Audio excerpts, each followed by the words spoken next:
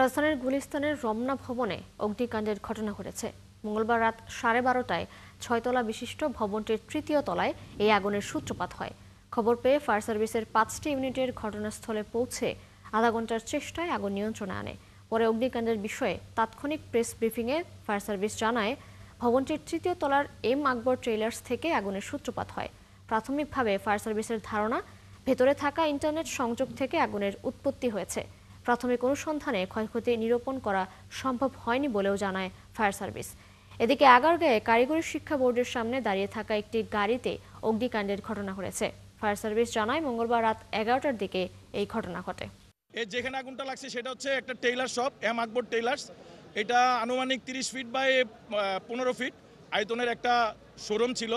কিন্তু প্রবলেম হচ্ছে, আপনি যখন একটা ব্যবসার সাথে সাথে যখন আরেকটা ব্যবসা করবেন, মিসিলিনিয়াস যখন হয়ে যাবে তখন কিন্তু সমস্যা।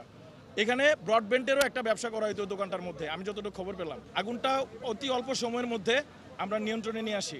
12টা 35 আমরা এখানে পৌঁছাই, 12টা 58 মিনিটের সময় আমরা আগুনটা নিয়ন্ত্রণে দেই।